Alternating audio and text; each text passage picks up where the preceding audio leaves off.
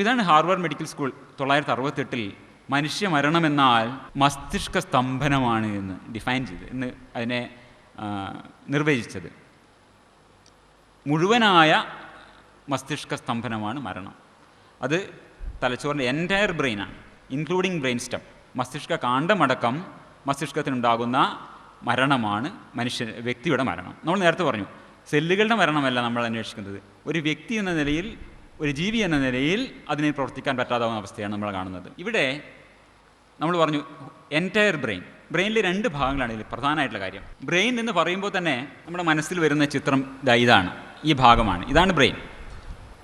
ഇതാണ് നമ്മെ ഹോമോസാപ്പിയൻസ് ആക്കുന്നത്. നമ്മുടെ ചിന്തകൾ, ഓർമ്മകൾ, ഉദ്ദേശങ്ങൾ, എല്ലാം ദുഃഖങ്ങൾ, സങ്കടങ്ങൾ, സന്തോഷങ്ങൾ, ഇതൊക്കെ വരുന്നത് ഇവിടെയാണ്, സംശയമില്ല. പക്ഷേ മനുഷ്യനൊക്കെ ആകുന്നതിന് മുമ്പേ ഉള്ള പുരാതനമായ ഈ ബ്രെയിൻ സ്റ്റെം എന്ന ഭാഗമുണ്ട്, ഈ ഭാഗം, താഴത്തെ ഭാഗം, ഇതാണ് അതിപ്രധാനമാണ്. ഇതില്ലെങ്കിൽ ഇതില്ല. ഈ ബ്രെയിൻ സ്റ്റെമ്മിൻ്റെ മുകളിൽ നിന്നാണ് ഇതുണ്ടാവുന്നത്. ബ്രെയിൻ സ്റ്റെമ്മിൻ്റെ പ്രവർത്തനം അത്യാവശ്യമാണ്. അവിടെയാണ് നമ്മുടെ ശ്വാസത്തെ നിയന്ത്രിക്കുന്നത്, നമ്മുടെ ഹൃദയത്തിൻ്റെ മിടിപ്പിൻ്റെ റേറ്റ് നിർണ്ണയിക്കുന്നത്. ഇതൊക്കെ ബ്രെയിൻ സ്റ്റെമ്മിലാണ്. അതിന് പുറമെ it also contains A ascending reticular activating system. ഇത് വളരെ പ്രധാനമാണ്. ഇത് നമ്മുടെ ബോധത്തിനുള്ള നമ്മുടെ കഴിവ്, നമ്മൾ ബോധമുണ്ടെന്നാണല്ലോ പറയുക. ഈ ബോധം, നമ്മളെ കോൺഷ്യസ്നെസ്, ഇതിനുള്ള കഴിവുണ്ടാകുന്നത് ഈ അസെൻഡിങ് റെറ്റിക്കുലാർ ആക്ടിവേറ്റിംഗ് സിസ്റ്റം എന്ന ബ്രെയിൻ സ്റ്റെമ്മിലെ ഒരു ഭാഗം, ചില കോശങ്ങൾ, അതിൻ്റെ പ്രവർത്തനമാണ്. ഇതിനൊരു ഉപമയായിട്ട് ഞാൻ പറയാൻ വിചാരിക്കുന്നത് ഒരു ഗ്ലാസും അതിനകത്തുള്ള വെള്ളവും എന്ന് വിചാരിക്കാം. നമ്മൾ പറഞ്ഞു ബ്രെയിനിന് 2 ഭാഗങ്ങൾ പ്രധാനമായിട്ടുണ്ട്. ഒന്ന് ബ്രെയിൻ സ്റ്റെം, ഒന്ന് ഉപരി മസ്തിഷ്കം. മസ്തിഷ്ക കാണ്ഡവും ഉപരി മസ്തിഷ്കവും.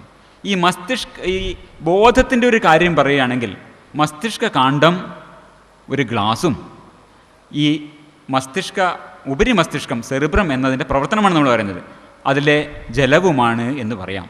ബോധത്തിനെ ഒരു ഗ്ലാസ്സിലുള്ള വെള്ളത്തോട് ഉപമിക്കുകയാണെങ്കിൽ ഗ്ലാസ് ഇല്ലാതെ വെള്ളത്തിൽ നിലനിൽക്കാൻ പറ്റില്ല. ഗ്ലാസ് മാത്രമായി ചിലപ്പോൾ നിൽക്കാം. ഇതാണ് പറഞ്ഞത്. ഈ അസെൻഡിങ് റെറ്റിക്കുലർ മസ്തിഷ്ക കാണ്ഡമില്ലെങ്കിൽ, ഈ ഭാഗമില്ലെങ്കിൽ ഉണർച്ചയില്ല, ബോധവുമില്ല.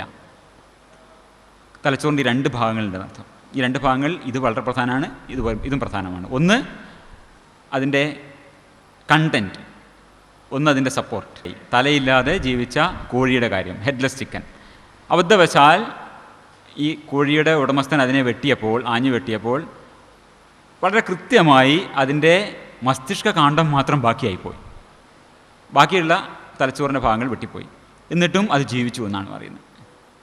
കഷ്ടിച്ച് ജീവിച്ചു, 18 മാസം ജീവിച്ചു എന്ന് പറയുന്നത്. അപ്പോൾ ഇതാണ് ഈ മസ്തിഷ്ക കാണ്ഡവും ഉപരി മസ്തിഷ്കവുമായുള്ള വ്യത്യാസവും അതിൻ്റെ പ്രാധാന്യവും. അപ്പോൾ നമ്മൾ പറഞ്ഞു ഹൃദയം നിൽക്കുന്നത് മരണമല്ല, മരണകാരണമാണ്. എന്തുകൊണ്ടത് മരണകാരണമാവുന്നു? നമ്മളീ പറഞ്ഞ അതിപ്രധാനമായ മസ്തിഷ്ക കാണ്ഡം എന്ന ഭാഗത്തിന് രക്തോട്ടം ലഭ്യമല്ലാതെ വരുന്നു. അതുകൊണ്ടാണ് ഹൃദയം നിൽക്കുന്നത് മരണകാരണമാവുന്നത്.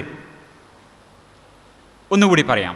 ബോധത്തിനുള്ള കഴിവ്, ബോധത്തിനുള്ള ഉള്ളടക്കം എന്നത് ഈ ജലമാണെങ്കിൽ അത് ഉണ്ടാക്കുന്നത് ഉപരിമസ്തിഷ്കമാണ്, സെറിബ്രമാണ്. ഈ ബോധത്തിനുള്ള കഴിവ് എന്നത് ഈ ഒരു ഗ്ലാസ് ആണെങ്കിൽ അതുണ്ടാക്കുന്നത് മസ്തിഷ്ക കാണ്ഡമാണ്, ബ്രെയിൻ സ്റ്റെമാണ്. പാത്രമില്ലെങ്കിൽ ജലത്തിന് നിലനിൽക്കാൻ പറ്റില്ല. ഒരു അതിഗുരുതരമായ മസ്തിഷ്ക പരിക്കുകൾ, ഒരു റോഡ് ആക്സിഡൻ്റ് ഉണ്ടാവുന്നു, തലക്ക് അതിഗുരുതരമായ പരിക്ക് പറ്റുന്നു. ഈ ചിത്രം നോക്കുക.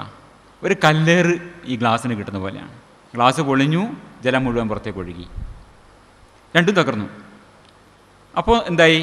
തലച്ചോറ് പ്രവർത്തനം നിലച്ചു, ഞാനില്ലാതായി, മരിച്ചു. ഇങ്ങനെ തലച്ചോറിൽ ഉപരിമസ്തിഷ്കവും മസ്തിഷ്ക കാണ്ഡവും രണ്ടും നശിക്കുന്ന അവസ്ഥ. ഇതാണ് നമ്മൾ പലപ്പോഴും കാണുന്ന വളരെ അടുത്ത് വന്ന നവംബർ 23-ാം തീയതി നടന്ന ഒരു ദുഃഖകരമായ സംഭവമാണ്. 3 പേർക്ക് ജീവൻ നൽകിക്കൊണ്ട് എന്ന് പറഞ്ഞാൽ അദ്ദേഹത്തിൻ്റെ കരളും 2 വൃക്കകളും ഈ അവസ്ഥയിലാണ് എടുക്കുന്നത്. തലച്ചോറ് നശിച്ചു, പൂർണ്ണമായി നശിച്ചു. ഉപരിമസ്തിഷ്കവും മസ്തിഷ്ക കാണ്ഡവും നശിച്ചു. പക്ഷേ ഇന്ന് നമുക്കറിയാം ഹൃദയവും ഈ ശ്വാസകോശത്തിന് പകരം വെൻറ്റിലേറ്ററിൽ രോഗിയെ കിടത്തുകയാണെങ്കിൽ നമുക്ക് ഓക്സിജൻ കൊടുക്കാൻ പറ്റും, ഹൃദയവും ശ്വാസകോശവും പ്രവർത്തിച്ചുകൊണ്ടേയിരിക്കും. മണിക്കൂറുകളോളമോ ദിവസങ്ങളോളമോ വേണമെങ്കിൽ അങ്ങനെ സൂക്ഷിക്കാം. ആ ഘട്ടത്തിൽ നമ്മൾ അതിൻ്റെ ഹൃദയം വേണമെങ്കിൽ എടുക്കാം, അത് ചെയ്തിട്ടില്ല. ലിവർ എടുക്കുന്നു, അതുപോലെ തന്നെ കിഡ്നികളും എടുത്ത് മറ്റുള്ളവർക്ക് കൊടുക്കുന്നു. ഇത് നടക്കുന്നത് ഇവിടെയാണ് നമ്മൾ മനസ്സിലാക്കേണ്ടത്. മരണം എന്താണ്? മസ്തിഷ്കത്തിൻ്റെ മരണമാണ്. അദ്ദേഹത്തിൻ്റെ കോശങ്ങൾ ഇനിയും നശിച്ചിട്ടില്ല. ആ കോശങ്ങൾ മറ്റുള്ളവർക്ക് ഉപയോഗിക്കാം.